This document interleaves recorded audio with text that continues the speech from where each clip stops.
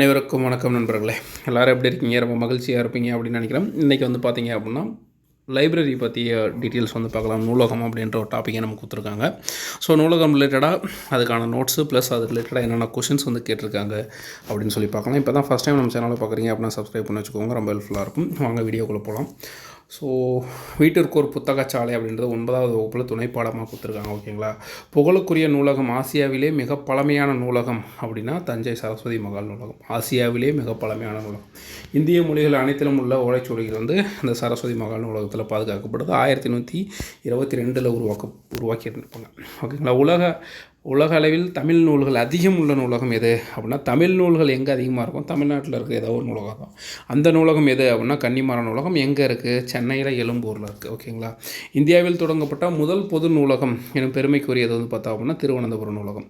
So ஏன் அப்படின்னா இந்த நூலகம் தொடங்கி முதல்ல பொது நூலகம்னா என்னது? யார் வேணாலும் போய் உள்ள புத்தகத்தை படிக்கிற மாதிரி. ஸோ அது எங்கே முதல்ல தொடங்கப்பட்டது அப்படின்னா திருவனந்தபுரம், கேரளா. அதனால தான் கேரளா பார்த்தீங்க அப்படின்னா இன்றைக்கி கல்வியில் முதல் இடத்துல இருக்குது.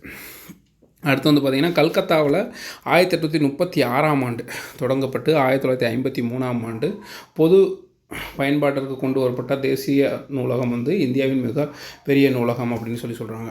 ஏன் பொது பயன்பாட்டுக்கு 1953 கொண்டு வராங்க?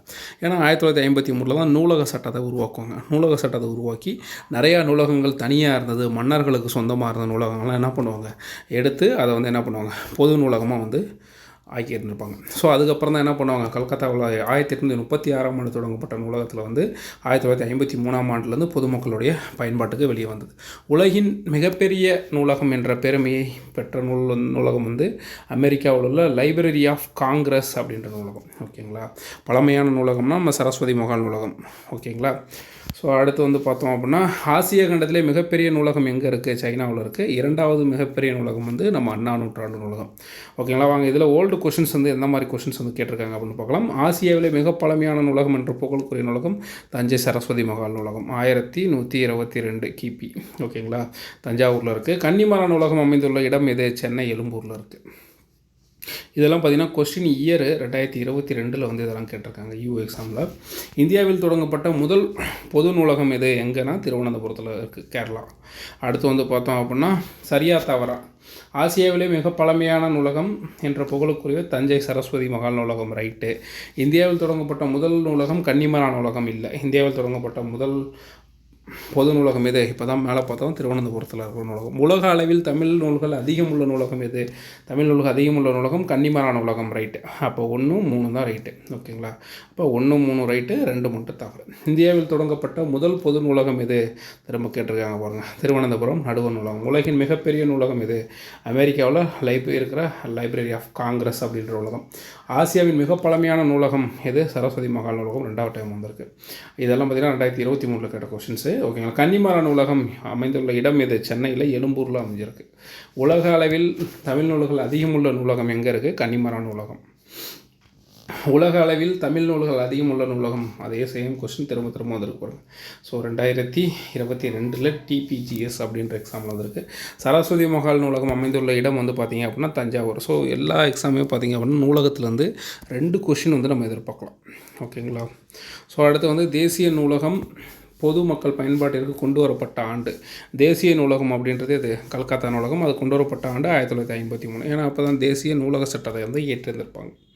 உலகில் மிகப்பெரிய நூலகம் எது? Library of Congress. தேசிய நூலகத்தின் சிறப்பம்சம் என்ன? தேசிய நூலகம்னா எங்கே இருக்குது? கல்கத்தாவில் இருக்குது. எந்த ஆண்டு இருந்தது பொது மக்கள் பயன்பாட்டிற்காக கொண்டு வந்தாங்க? 1953. அதோட சிறப்பம்சம் என்ன? அதாவது இந்தியாவில் இருக்கிற அத்தனை ஆவணங்களும் அங்கே தான் பாதுகாக்கப்படுது. ஸோ அடுத்து 2010ஆம் ஆண்டு அண்ணா நூற்றாண்டு நிறைவடைந்ததை நினைவுபடுத்தும் வண்ணம் தமிழ்நாடு அரசு அண்ணா நூற்றாண்டு நூலகத்தை உருவாக்கியது. சீர்காழி அரங்கநாதன் அவர்களின் பிறந்த நாளான ஆகஸ்ட் 9 நாள் தேசிய நூலக நாளாக லாஸ்ட் இயர் குரூப் 4 கேட்ட கொஸ்டின். ஓகேங்களா. 2022 தேசிய நூலகத்தை பற்றி கேட்டிருந்தாங்க. இது 2, அதாவது தேசிய நூலகத்தின் தந்தை யார்? அரங்கநாதன். ஓகேங்களா. தேசிய நூலக நாள் என்னென்னு பார்த்தோம் அப்படின்னா ஆகஸ்ட் 9. தேசிய நூலக நாள் ப்ளஸ் தேசிய நூலகத்தின் தந்தை யார்? இந்த 2 கொஸ்டின் கேட்டிருந்தாங்க.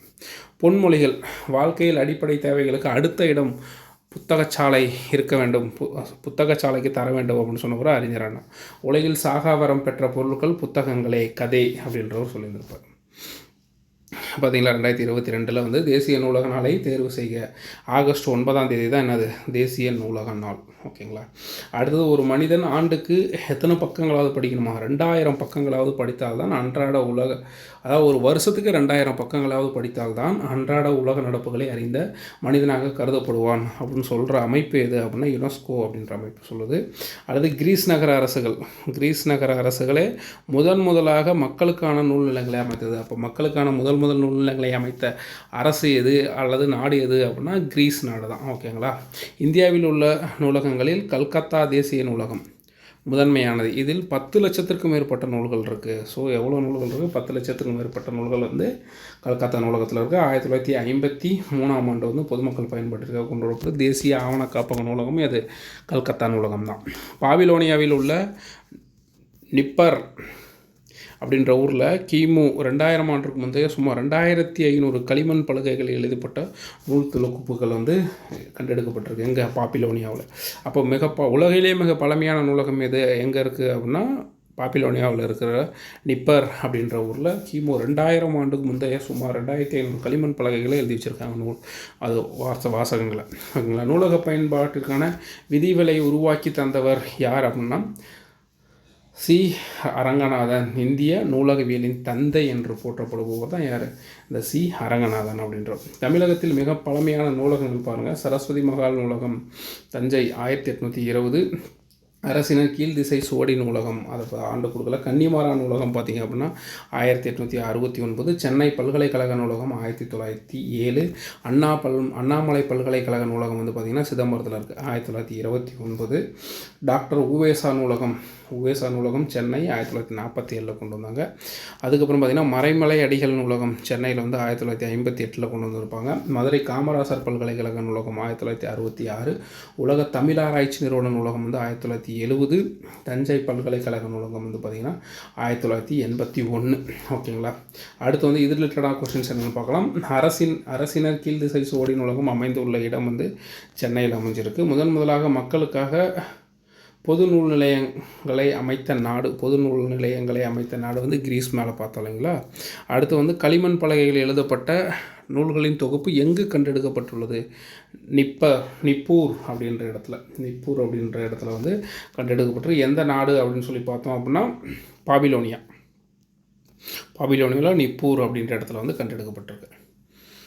அடுத்து வந்து பார்த்தோம் அப்படின்னா இந்தியாவில் உள்ள நூலகங்களில் முதன்மையானது எது அப்படின்னா கல்கத்தா தேசிய நூலகம். ஓகேங்களா. இந்திய நூலகவியலின் தந்தை என போற்றப்படுவர் யார்?